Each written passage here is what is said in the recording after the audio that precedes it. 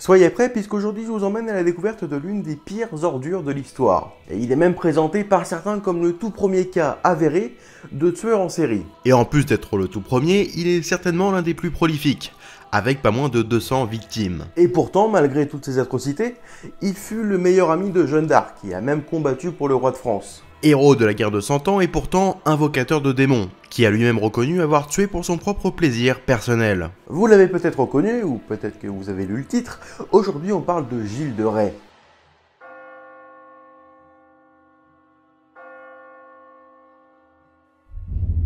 Né vers 1405, et pour vous situer le contexte, c'est le gros bordel au royaume de France. Pour vous la faire courte, ça fait déjà 70 ans que la guerre de 100 ans fait rage.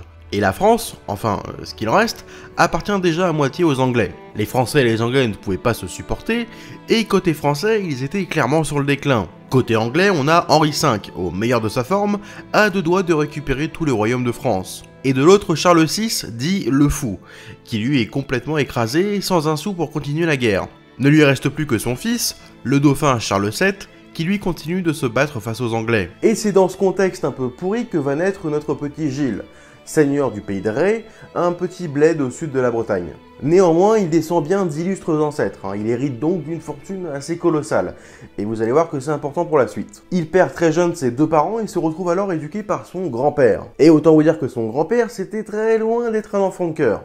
Il est hyper violent, emmène ses petits-fils assister à des exécutions, se montre ultra cruel avec ses serviteurs, bref, de quoi ruiner l'enfance d'un gosse. Et vous allez voir que son éducation plus que douteuse va jouer évidemment un rôle important dans le futur de Gilles de Rais. Déjà sa femme, Catherine de Thouars, dont il tombe amoureux, il l'enlève et se marie de force avec elle, ce qui vous donne une idée de ce qui va arriver par la suite. Gilles est un partisan du dauphin. Il soutient sa cause et va dilapider une grande partie de sa fortune dans le financement d'une armée pour aller cogner sur les Anglais. C'est ainsi que pendant quelques années, Gilles et son grand-père, accompagnés de leur armée privée, vont prêter main forte à l'héritier du trône, en grande difficulté. En enchaînant victoire sur victoire, Gilles monte en grade et devient chevalier et commence à se faire un nom à la cour du dauphin. Problème, le dauphin doit se faire couronner comme tous les rois de France à Reims. Sauf que la route est barrée par les Anglais. Et pire, les Anglais vont rompre un traité et assiéger la ville d'Orléans. C'est à ce moment-là que, sous les yeux du dauphin et de Gilles de Rais, sortie de nulle part, débarque Jeanne d'Arc. Elle explique son histoire, celle que tout le monde connaît, sa mission divine, et convainc le dauphin de lui filer une armée. Elle part donc avec une armée, les meilleurs capitaines du dauphin, dont Gilles de Rais, pour libérer Orléans. En une semaine seulement, il libère Orléans, défonce les Anglais et libère le chemin jusqu'à Reims. Le dauphin devient alors Charles VII, roi de France. Gilles, il est au top du top, c'est même lui qui a le privilège de tenir l'huile sacrée lors du couronnement. Il est fait chambellan du roi et maréchal de France, bref, c'est la classe. Sauf que ce qui aurait pu être une happy ending va très vite virer au cauchemar. Peu après, Jeanne d'Arc est capturée par les Anglais. Jugée puis condamnée pour sorcellerie, elle périt sur le bûcher à Rouen en 1431. Pour Gilles, qui entre-temps était devenu très proche de la pucelle d'Orléans, il voyait en elle l'incarnation de la pureté, et pour lui c'est le début de la descente aux enfers. Il galère à se remettre de la disparition de Jeanne lorsque, un an après, son grand-père aussi passe l'arme à gauche. De là, notre Gilles va complètement partir en roue libre. Désormais chef de famille, c'est lui qui gère entièrement la fortune de la famille. Et Gilles, il a un gros problème d'argent. Non pas qu'il en manque, mais plutôt il est du style à tout balancer par les fenêtres. Déjà, il continue à entretenir l'armée du roi à ses frais, parce que même si on a changé de souverain, les caisses du royaume restent vides. Mais si ce n'était que ça. Il dépense des sommes colossales dans l'entretien de ses nombreux châteaux, dont une bonne partie piquée à sa belle famille. Il entretient même une compagnie de théâtre de 600 personnes, où il finance des pièces gratuites pour les spectateurs à la mémoire de Jeanne d'Arc. Il va même jusqu'à dégoter des explorateurs sortis d'on ne sait où pour les payer une fortune pour qu'ils partent à la recherche de la pierre philosophale. Rien que ça. En quelques années seulement, il perd la quasi-totalité de sa fortune et se retrouve sans un sou. Et comme il n'a plus d'argent, il ne peut donc plus financer l'armée du roi.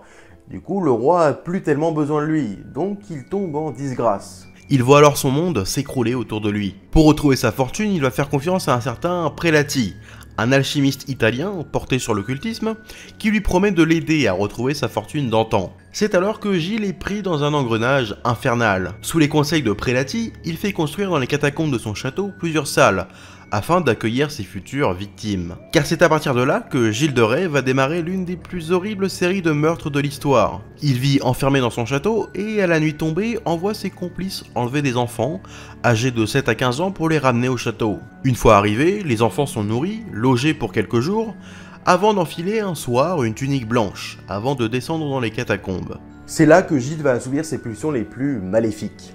Je ne vais pas rentrer dans les détails, mais en gros il les viole, puis les décapite, se sur leur visage, et lorsqu'il a terminé, il se sert de leur sang pour invoquer des démons, et les corps sont ensuite jetés dans les douves.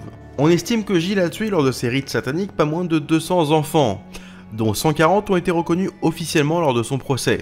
Et ouais, Gilles de Rais a été jugé, et c'est ce qui va donner au fil du temps une grande crédibilité à ses histoires d'horreur. Mais même si ce n'était pas un enfant de cœur, tout ce que l'on dit sur lui était peut-être assez éloigné de la réalité. Sa renommée va pendant longtemps lui permettre d'échapper à ses crimes, malgré les nombreux rapports faisant état d'enlèvement d'enfants aux alentours de son château. Et c'est lors d'une histoire un peu plus banale que Gilles de Rais va être précipité vers sa fin. Gilles, toujours sans argent, revend et hypothèque nombre de ses châteaux, dont un qu'il va revendre au prêtre de Saint-Étienne de Mer-Morte, non loin de Nantes. Sauf qu'en fait, il change d'avis. Alors il prend son cheval et plusieurs de ses hommes, et ce jour de mai 1440, il débarque alors en pleine messe de Pentecôte pour enlever le prêtre afin qu'il lui rende les clés du château. Mais là, c'est la goutte de trop. Il est arrêté et placé au cachot, mais espère vite pouvoir sortir. Mais entre-temps, on fait la découverte de tous ses crimes. Et là, ça ne passe pas. Ses serviteurs témoignent contre lui, sous la torture, et révèlent ses tentatives d'invoquer des démons dans l'espoir de récupérer son argent. Et comme des enfants avaient disparu autour de son château, on l'accuse alors d'être sodomite et d'être un meurtrier. Bon, encore une fois, grâce aux témoignages de certains proches sous la torture. Bon, entre les accusations d'hérésie et le fait de prendre du plaisir avec des enfants avant et après leur mort, bon, Gilles y comprend qu'il est foutu. Et c'est le cas. Il est condamné à être pendu puis brûlé. La sentence est appliquée le lendemain, à Nantes, le 26 octobre 1440. Présenté pendant longtemps comme un tueur d'enfants sans remords, qui a grandement inspiré l'histoire de Barbe Bleue, il est présenté depuis plus récemment par certains historiens comme le premier cas de tueur en série. Les points communs entre sa vie et son enfance, et la définition du serial killer apportée par les profilers du FBI dans les années 70, sont assez flagrants. La perte de ses parents très jeunes, élevé par un grand-père tyrannique, exposé depuis son enfance à une violence sans nom. Et je parle pas du tout d'un jeu 18+, je parle de massacres, de pillages, et bref, tout plein de trucs comme ça qui ont certainement pas servi à rendre le bonhomme sain d'esprit. Mais il est important de rappeler que l'histoire de Gilles de Rais est très probablement exagérée. Faut savoir que la plupart des preuves qui ont été retenues contre lui viennent de séances de torture de l'Inquisition. Et quand l'Inquisition commence à te planter des clous dans les ongles, bon, rapidement il est possible d'avouer tout et n'importe quoi. Même avoir été témoin de rituels sataniques pour invoquer des démons dans le but de retrouver une fortune. Tenez, au début, Gilles de Rais a avoué sans problème les meurtres, mais en précisant que c'était uniquement de son propre fait. Mais comme ça la foutait mal pour l'église de reconnaître qu'un type aussi haut placé était en fait un monstre, ils ont réussi à lui faire avouer quelques jours après qu'il a commis ses crimes en étant possédé par le diable. Donc en fait, beaucoup de flou sur cette histoire, même si peut-être qu'une partie est vraie, elle a largement été exagérée au fil des siècles. Merci d'avoir regardé cet épisode un peu plus sombre que les autres. Vous pouvez me soutenir sur Utip, pensez à liker, à commenter, à vous abonner, à mettre la cloche, de me suivre sur Twitter ou encore Instagram, et moi je vous donne rendez-vous dans de prochains épisodes.